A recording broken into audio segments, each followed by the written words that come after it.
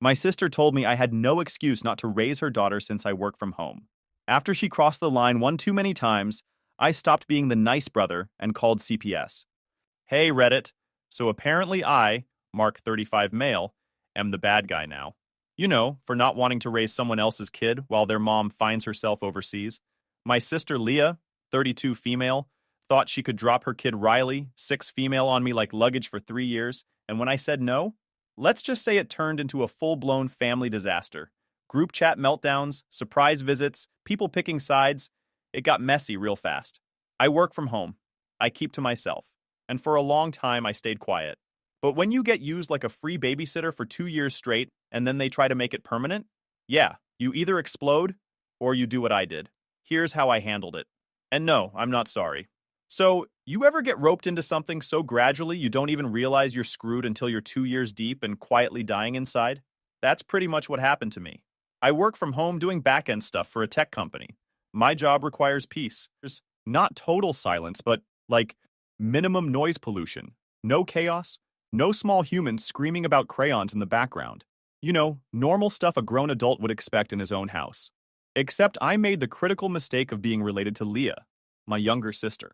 Leah is the type of person who thinks being mildly inconvenienced is an act of violence against her existence. You could offer her a gold bar and she'd complain it's too heavy. That kind of person. She's also a single mom, heavy quotes, because while she does technically have a kid, a 6-year-old daughter named Riley, she treats motherhood like a subscription she forgot to cancel. She's constantly talking about how hard it is being a full-time mom while also spending most weekends drinking overpriced smoothies with her friends or vanishing off the face of the earth for what she calls mental resets. Translation: she's on a date with some poor dude who doesn't know she comes with an unpaid babysitter and a 6-year-old side quest. Guess who the unpaid babysitter is? Yeah, this guy. It started simple. Hey Mark, can you watch Riley for a couple hours? I've got this important thing. Sure, cool. I like my niece. She's chill. Little chaotic goblin energy, but sweet. I figured no big deal. Then it turned into, she'll just stay till I finish my shift. Then, I have a dinner thing. Then, I forgot to pick her up. I fell asleep. And before I knew it, Riley was basically setting up camp in my living room 4 days a week. No pay, no favors, not even a thank you card. And I get it. She's a mom. Life's hard. But Leah never even tried to make it fair. No snacks packed. Sometimes Riley showed up in a shirt that still had food crusted to it. Once she showed up with no shoes. In December. I'm sitting there working through a dev sprint while trying to explain to a 6-year-old why she can't put peanut butter on the router. And meanwhile, Leah's posting selfies at a spa with the caption, "Mommin' is a full-time job." The disrespect is spiritual. Riley's a good kid, but she's not easy. She's loud, gets bored fast, and doesn't understand that Uncle Mark's boring rectangle work, her words, pays the bills. She's clingy too. Started calling my apartment her other home. That one broke me a little, not gonna lie. At some point, I started documenting stuff. Nothing crazy, just little things. Missed pickups. No-show weekends. Leah asking me to cancel meetings so she could drop Riley off early. The time she left the kid with me on a Saturday morning and didn't come back till Sunday night claiming her phone died, but her Instagram stories said otherwise. Yeah, I screenshotted those. I'm not stupid. I didn't even have a plan at that point. I was just tired. And every time I tried to talk to her about it, she hit me with the emotional blackmail. You're lucky you don't have kids, Mark. Some of us don't have it easy. Then Mom would chime in from the peanut gallery like, you know Leah's been through a lot. Just help her. She's your sister. You ever feel like you're the only sane person in a family full of professional excuse makers? That's me. Always has been. Anyway, one day things just escalated. Leah drops Riley off at 9 a.m. on a Thursday. Says she'll be back by 4. I had back-to-back Zoom calls. Deadlines. My headphones are on, I'm halfway through debugging someone's junk code, and Riley strolls into frame during a client call wearing a tutu and asking if clouds pee when they're sad. Look, I'm all for whimsical questions, but my client was not impressed. That's when I realized I hadn't eaten anything in 8 hours, had a pounding headache, and this wasn't just helping family anymore. This was a straight-up hijacking of my time, my space, and my peace. So I started taking this more seriously. I created a folder on my drive called Leah Shenanigans, because I'm not calling it evidence like I'm on Law and Order. I'm not a lawyer. I'm just a pissed-off older brother with a knack for Google Docs and passive aggression. Over the next few weeks, I kept adding to it. Texts, timestamps, photos of Riley's bruised knees. Nothing abusive, but she clearly wasn't being watched properly on Leah's time. Missed dinners. Even voice memos when Riley would say stuff like, "Mommy said she's going to be out having fun, so I'm staying with you." Awesome. Glad we're all clear on who the actual parent is. But here's the thing. This wasn't even the worst part yet. Nah, the worst part was what came next.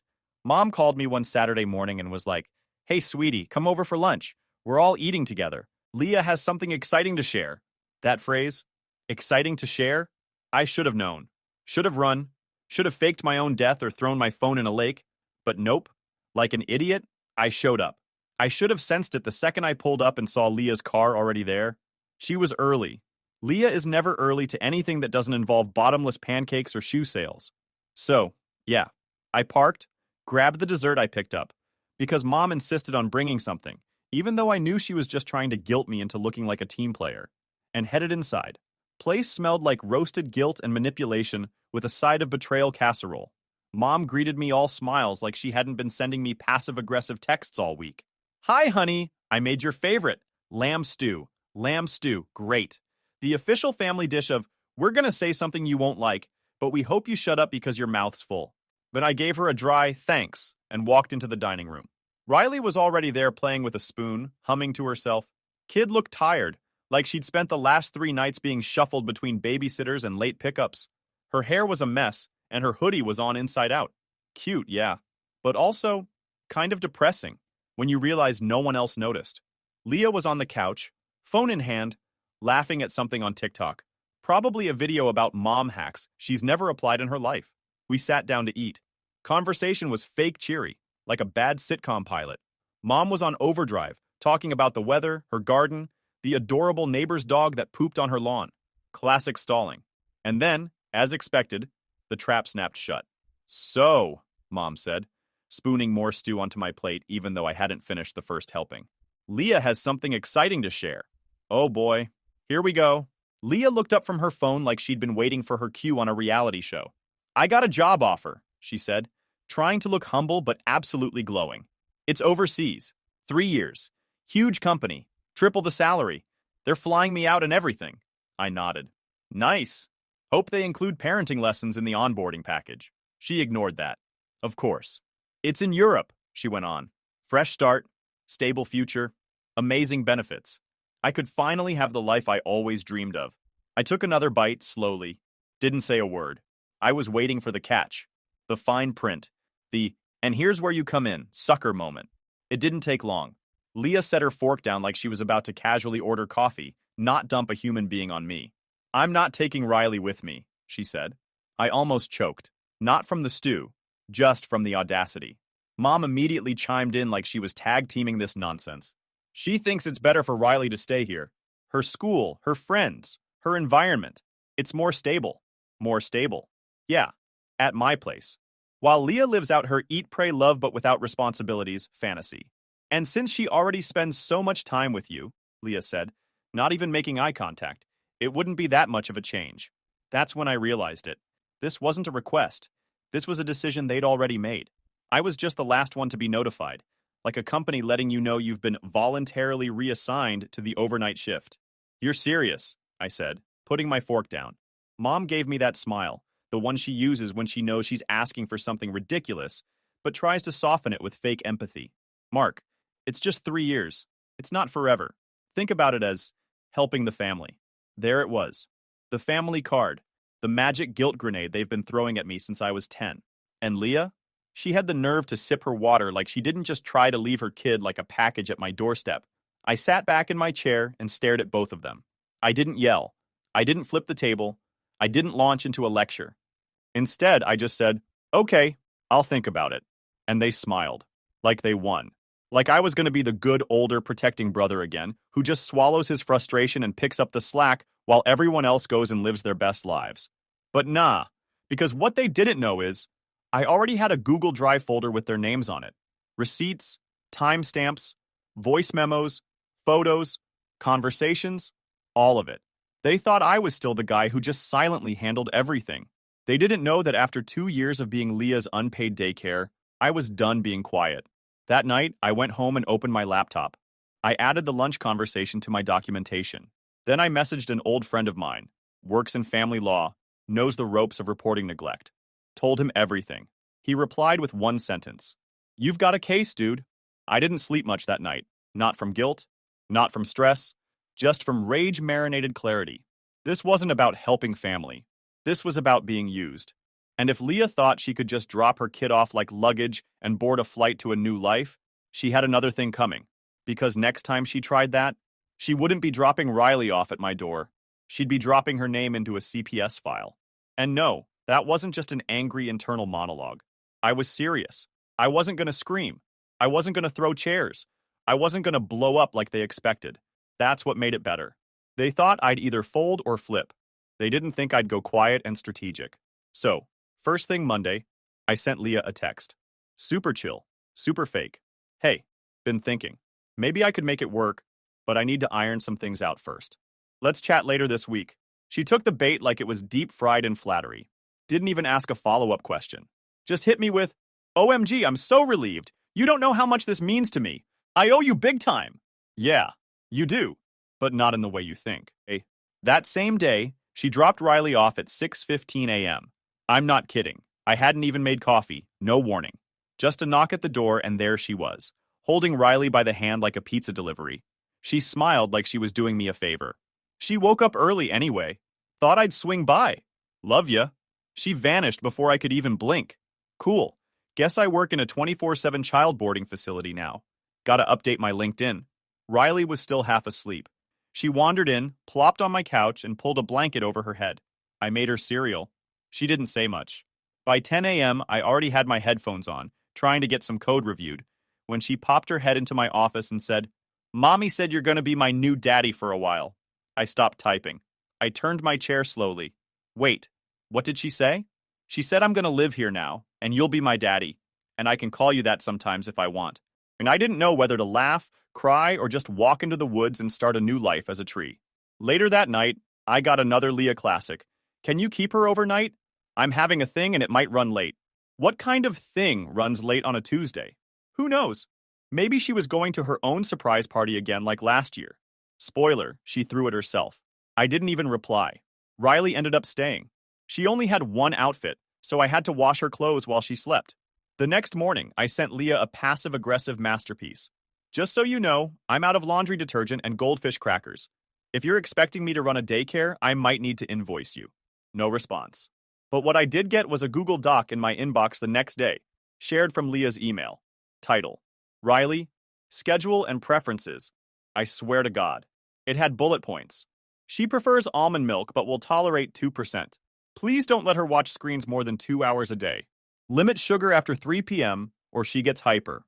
Try to do outdoor play when possible. Ma'am, this ain't Build a Nanny. That night, I got a message from my cousin Sam. He's the only one in the family with 2 working brain cells, and the decency to not pretend Leah is some warrior mom just because she gave birth once. He sent me a screenshot of a group chat called Fam Squad. In it, Leah, Mom, 2 of our aunts, and one cousin I always knew was shady. They were talking about me. Plotting. Full-on scheming like I was some NPC in their Disney reboot of Moms Who Manipulate. Messages included, "He's always been kind of a loner. He'll cave if we keep Riley there long enough. We should frame it like he's already been doing it. Just extend it. Can we get him to sign something just so it's easier for travel? He works from home. He has no excuse. No one's that busy." My favorite part? Mom sent a voice note. "If Mark refuses, let me handle it. He just needs a push. I'll make him feel like he's the selfish one. They were going to trap me. Make me sign some unofficial agreement. Probably tell me it was for insurance reasons or school registration. Next thing you know, I'm legally liable for a child I didn't make and didn't ask for." That was it. The switch flipped. I was done being reasonable. I was done being supportive. I was done pretending like I hadn't spent 2 years being emotionally mugged by these people. So I started crafting my message. Carefully. Calmly. I opened the main family group chat. The big one. All the cousins, all the aunts, even the one uncle who's 90% eyebrows and 10% fart jokes. And I typed, "Hey fam, quick update. Since there's been some recent talk about stepping up and doing the right thing, I thought I'd clear the air before the guilt parade rolls in. For the last 2 years, I've been watching Riley. Unpaid, unappreciated, and unconsulted. What started as a few hours here and there became a full-time, full-responsibility job, while her actual parent lived her best life. I never signed up for this, never agreed to it, and now there's a plan in motion to dump Riley on me for 3 years, without my consent, and make me the de facto parent. Cute, right? I have receipts. More than you'd like. Give me 24 hours and I'll share them. Cheers. Sent it. Put my phone face down. Walked to the kitchen.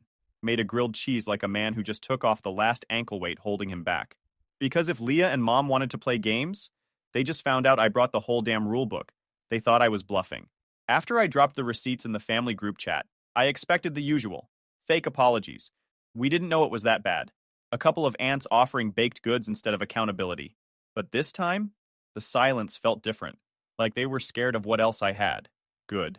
By the next morning, my phone was lighting up with cousin DMs. Some pretending they always had my back. Others just straight up fishing for gossip. So, how long have you been saving that stuff? Leah's freaking out. She says HR emailed her this morning. Dude, she might lose that job. That last one? Not a rumor. Turns out someone, no idea who, sent screenshots of her messages to her company. The ones where she talked about dumping her kid for me time and how she was planning to leave her daughter with someone dumb enough to say yes eventually. HR called it a red flag for international relocation. Offer revoked. Just like that. Poof. All those selfies she posted about her new journey? Deleted. All the humble brag captions? Gone. Her dream? Torched. And still, I felt nothing. No satisfaction, no guilt, just quiet, until the knock on my door. I opened it, and of course, it was Mom. Of course. She didn't say hi, just pushed past me like she lived here. I closed the door and turned around. She was already halfway through the living room, arms crossed, scanning my place like she was looking for evidence of moral failure. Do you feel good about this? She snapped. About what? Not raising someone else's kid for free? Yeah, kinda, I said, heading toward the kitchen like this was just another Tuesday. She spun around. She lost everything, Mark. Her job, her future. You didn't just embarrass her. You ruined her life. I laughed, out loud. She ruined her own life. I just stopped enabling it. That wiped the polite tone right off her face. She dropped the fake calm mom voice like a mask that cracked. She's not eating. She's not sleeping. She said things last night. Dark things. Scary things. You don't want that on your conscience, do you? Ah, there it was. When guilt tripping doesn't work, try fear. And who knows? Maybe she was cracking. Or maybe she just realized emotional breakdowns play better with an audience. Hard to tell with Leah. Don't pull that with me, I said. She's been neglecting her kid for years. And now that someone finally held her accountable, I'm supposed to carry her emotional baggage too? Nah, I already carried her kid. Mom's jaw clenched. She stepped closer, that look in her eye like she was about to deliver the gospel truth. She just wanted to better herself, she hissed. A fresh start. A new chapter. Why is that so threatening to you? I blinked. Threatening? Yes, Mark, she snapped. You sit in this apartment all day, glued to your screens, hiding from the world. Meanwhile, your sister finally gets a chance to explore her passions, and you tear it all down because you can't stand that she's living her life while you're stuck here. I stared at her. So now I sabotaged her because I work from home? Oh, don't twist my words, she said, waving her hand like she was shooing a fly. You've always been jealous of Leah. She's spontaneous, she's social, people like her, and you've always been rigid, cold, always keeping score. I laughed again. Yeah, I guess documenting 2 years of unpaid child labor is what cold, rigid people do. She shook her head like I was the unreasonable one. She didn't mean for it to get that bad. She just needed help. A few days here and there. It was 4 days a week. Overnight stays, missed pickups, and mystery mental resets where her phone conveniently died, I shot back. That's not a favor. That's abandonment in slow motion. She trusted you, she snapped. She thought you were family. She thought you'd be there for her. No, I said flatly. She assumed I'd be there. She never asked. She just dumped Riley on me and left. That's not trust. That's using someone. So what? You'd rather a little girl get taken away from her mother just because you're tired? She barked. You think the system's better than family? Family doesn't leave a 6-year-old to walk 5 blocks in the dark wearing flip-flops, I said. Family doesn't plan group chats to trap someone into guardianship like it's a vacation handoff. She stepped back, eyes wide, like I'd slapped her. You went through our messages? Oh, please, I said. If you didn't want it seen, Maybe don't plot like cartoon villains in a group chat named Fam Squad. She didn't say anything for a second. Then she hit me with the final grenade. You're not family. You're just cold. I tilted my head. And you're just complicit. She flinched. That one landed. Then, without another word, she stormed toward the door. Didn't close it behind her. Didn't look back. Then she left. Didn't even close the door behind her. I stood there for a full minute. Still, processing. Then I walked over, shut the door, and locked it. I thought that was the end of it. That Mom's visit was the last desperate grasp of a power structure that finally collapsed. That now, finally, I'd get to move on. I was wrong. Around 8:30 that night, I was in my office reviewing client code when I heard a knock. Soft. Repetitive. I assumed it was a neighbor again. Maybe someone returning a package. When I opened the door, my brain short-circuited. It was Riley. Alone. Holding a backpack. In her pajamas. Flip-flops on the wrong feet. No jacket. She looked up at me and said, "Mommy said I'm staying with you now. She had to go do something important." I blinked. "Did she drop you off?" She shook her head. I walked. I live 5 blocks from Leah, and not across some sleepy cul-de-sac either. We're talking real streets. Traffic, sidewalks, streetlights that half work. It was dark, cold. Any number of things could have happened. She could have been hit, snatched, lost, and she just walked. Like it was no big deal. That's how normal this chaos had gotten for her. My hands were shaking, but I stayed calm. I brought her inside. Gave her juice. She sat quietly on the couch. Like this wasn't the weirdest thing in the world. "Did your mom say when she's coming back?" "She said maybe tomorrow. Or later." That's all I needed to hear. I didn't call Leah. I didn't text Mom. I didn't post in the family group. And before anyone asks, no, my mom wasn't an option. She made it clear from day one that she'd help emotionally, not practically. Translation: she'd guilt me over lamb stew but wouldn't lift a finger to actually raise her grandkid. I opened my laptop, went straight to the CPS portal, and started the report. Every detail. The drop-offs, the neglect, the walking alone at night. All of it. I uploaded screenshots, voice notes, the calendar log, the damn snack list, every shred of evidence I had. I ended it with one sentence. This child needs an adult, not someone who drops her off like a broken suitcase. I hit submit, and just to be clear, I wasn't asking to take her in. I wasn't applying for sainthood. I just wanted someone to finally do something. Then I sat down next to Riley and put on a cartoon. That night, she fell asleep on my couch holding her juice box like a teddy bear. And me? I didn't sleep at all. Not from guilt, not even from anxiety. Just this wired kind of exhaustion. Like when your body's tired but your brain's still revving like a car that won't shut off. I kept checking the hallway light, kept looking at Riley curled up on my couch under a blanket she picked out herself months ago, the one with cartoon sharks.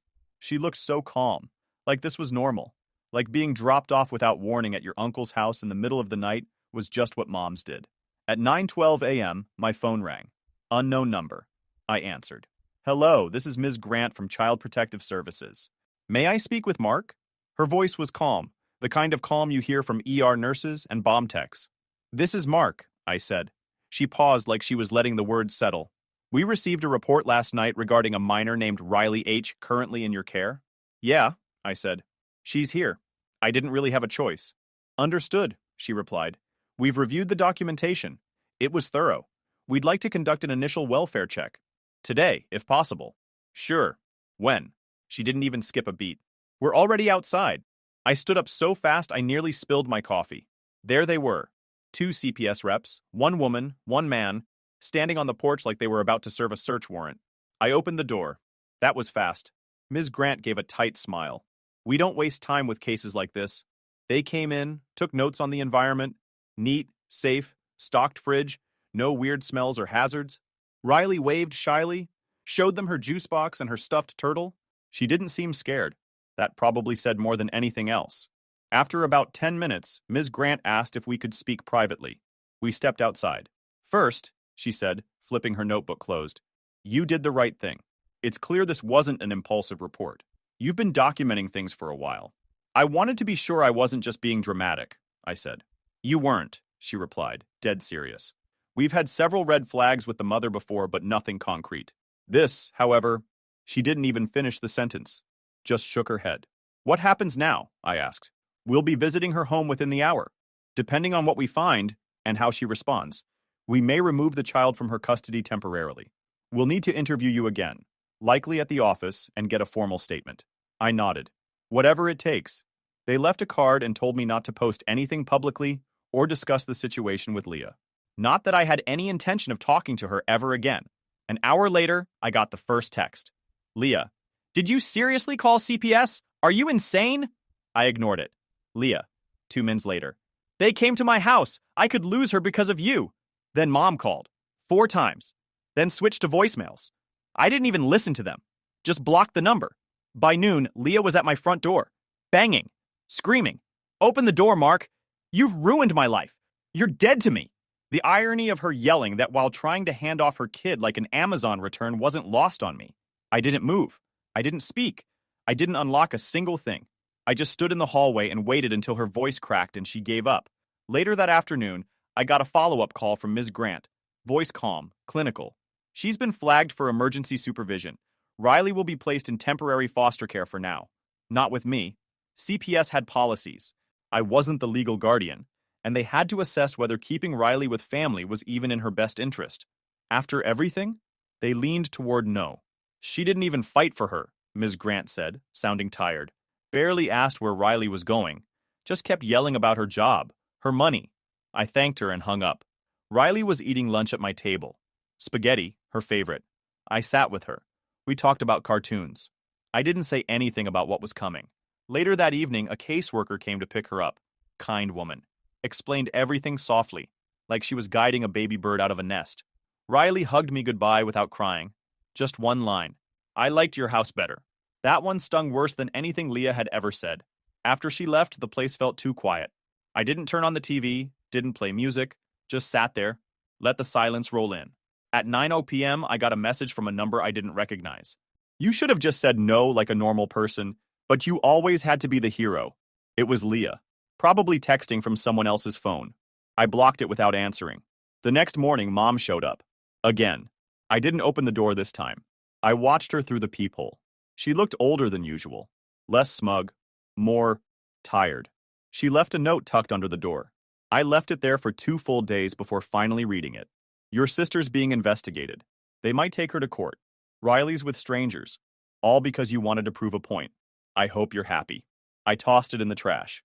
You know what never showed up in that note? Not once. I'm sorry we put this on you. Not once. We should have listened. Not once. You were right, because they weren't sorry. Not really. They were just mad I stopped playing the role. The silent helper. The backup plan. The emergency son. That guy's gone. Now, I've got my space back, my schedule, my sanity, and for the first time in 2 years, I'm living in a home that doesn't feel like a crash site. I figured that'd be the end of it. It wasn't. CPS kept me in the loop more than I expected. The caseworker called 2 days after they picked up Riley to let me know Leah had a welfare episode. That's the professional way of saying she lost her mind during the follow-up. Apparently, she showed up at their office screaming about illegal kidnapping and character assassination. Security had to escort her out. That same night, they got a call from her neighbor saying she was pacing in the front yard talking to herself and smashing stuff in a trash bin. The next morning, she got committed. Voluntary, technically, but only because CPS told her it was that or face full termination of parental rights. The way they explained it to me was simple. Therapy, parenting classes, weekly evaluations, full lock-in for at least 30 days. Limited phone access, no social media, and 0 access to Riley. I didn't feel bad. I just nodded and said, good. Someone finally made her stop pretending everything was fine. 2 weeks later, I got an envelope from CPS. Inside was a note Leah wrote during a therapy assignment. Not addressed to me, just tagged for caseworker review, but they figured I should see it. She admitted to things. Not in a dramatic, movie-style way, just blunt. I neglected my daughter. I used my brother. I ignored warnings. I let everything pile up because I thought I could guilt people into carrying it for me. There was no request for forgiveness, no excuses. Just a list of what she did wrong, and a sentence at the bottom. I was never going to change until someone forced me to. Finally, a line I could respect. I didn't reply, didn't call, didn't soften up, but I stopped thinking of her as a lost cause. CPS moved Riley into a new placement, one of those structured kinship homes. Not with me. But I checked in through the caseworker every few weeks. She was doing okay. Better than okay, actually. Enrolled in a better school. Therapy twice a week. Her case notes said she was adjusting fast. No shock there. Kids are more resilient than the adults messing up their lives. The only thing that hit me was a letter she sent through her therapist. Short, barely spelled right. Said, "Thank you. I like my new bed. I have a turtle named Soup. I miss your cartoons and cereal. You were funny." I stuck it to the fridge. Not because it was sweet, because it reminded me of the exact reason I did what I did. About 6 weeks in, Mom showed up again. Third time's the charm, I guess. I didn't slam the door this time. I let her speak. She said Leah was still inside the program, but had stopped lashing out. She was going through the steps. No fighting, no playing the victim, just showing up and doing the work. She asked about you, Mom said. Didn't ask for help, just asked if you were okay. I didn't respond to that. Then she said, she knows this happened because she pushed too far. Still didn't say anything. Then Mom asked the real question. If she finishes the program, do you think she should get Riley back? Now that got a response out of me. That's not my call. That's between her, CPS, and the kid she ignored for 2 years. She nodded. Probably the first time we ever agreed on something without arguing. Time passed. Leah stayed committed, graduated from the full inpatient program, and transitioned into court-supervised recovery. She had to complete parenting courses, live under surprise inspections, and pass 3 separate home evaluations over a few months. No shortcuts, no loopholes. I didn't visit. I didn't interfere. I just watched from a distance while she tried to fix what she broke. And to her credit, she didn't half-ass it. She didn't post about growth or share deep quotes online. No online sob stories. She shut up, showed up, and kept her head down. First time in her life, probably. She eventually earned weekly visitation with Riley, supervised at first, then unsupervised with a caseworker doing pop-ins. It took almost 8 months before the court even considered reunification. She called me a week later, her first call since everything went down. I answered. She didn't cry. She didn't beg. She just said, "Thank you for doing what I couldn't. I get it now." I kept it short. I know. Then she said something that actually surprised me. I used to think you were cold, detached, that you didn't care about family, but you were just the only one that wasn't delusional. She paused. If you hadn't done what you did, I'd still be pretending, and Riley would still be raising herself. I didn't need to say anything else. That call ended after that. So yeah, she's better now. Not perfect, but better. She's not a danger to her kid anymore. And more importantly, she knows she was. That's the win. Not that she got better, but that she finally got it. As for me, no more backup duties, no more emergency favors, no more being the guy who doesn't have kids so he can help. I'm done with all that. Now, I get up when I want. My phone doesn't blow up with guilt trips. My door doesn't get knocks from people trying to dump their responsibilities on me. And if someone asks me if I'd do it all again, absolutely. Not for Leah. For the kid who needed someone to stop enabling the circus. And for myself. Because I was tired of pretending that family means letting people walk all over you. Sometimes setting boundaries makes you look like the villain. But sometimes, it's the only thing that makes people finally change. That's not selfish. That's reality.